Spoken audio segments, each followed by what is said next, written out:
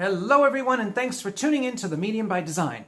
This is another message from Dolores Cannon, and I'm very thrilled to be connected with her. She was a fabulous, fabulous woman, dedicated to the work that she brought through all of her clients and the books that she wrote based on the information she received through those clients. So here is the next installment of her message to me and you. As you heard from that hour online, I was beginning to share the origins of the earth and all those who are involved, not only in the creation, but also the constant overseeing and recording of history. The many councils that run certain areas are quite devoted to their work, just like you and I. It is a very organized, efficient system to safeguard, to an extent, and make sure nothing goes too ornery, too awry. Yes, humanity has done and been involved in many self-destructive activities, but they did not do it alone. There were definitely others who had influenced and interjected what they wanted just to see what would happen. There was not much concern for the safety of humanity or the planet. Today, those souls carrying that same energy are being dealt with much more aggressively in order to get this planet back on track, on the fast track of evolution and the basics of living from a loving, heart-centered reality. The reason for this is to allow new levels of creativity to flow through the human being to assist in all these new energies to be physically manifest.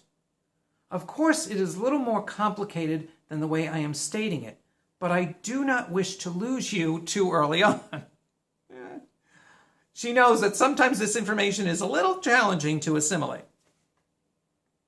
In order to understand where we are as a race and where we are headed, it is helpful to get a little bit of an understanding of the history of the planet. Many millennia ago, the group overseeing the Earth had an idea, and it entailed starting life here. As I have said, the planet wasn't always able to sustain life. So, the first phase was to prepare the planet. This took many thousands of years. Then the seeds for life were planted and observed for another lengthy bit of time.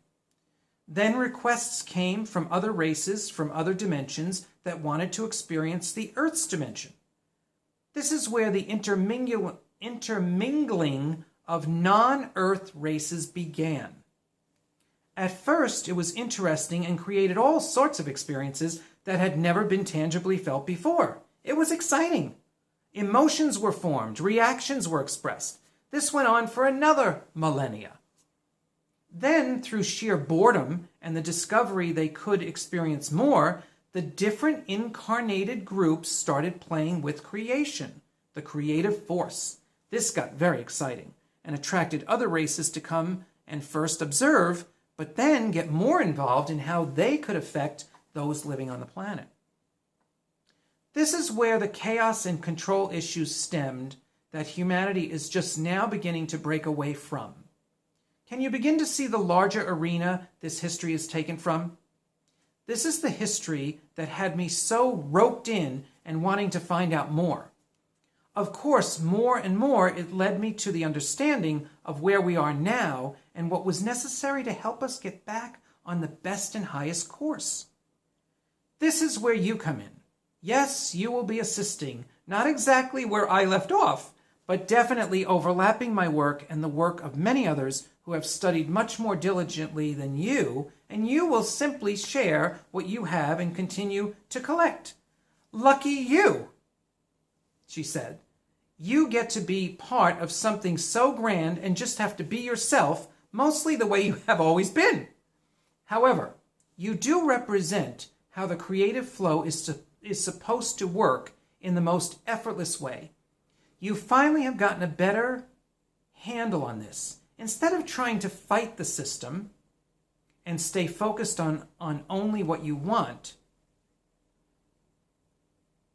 now you have a much better handle on, and you will see it gets much easier.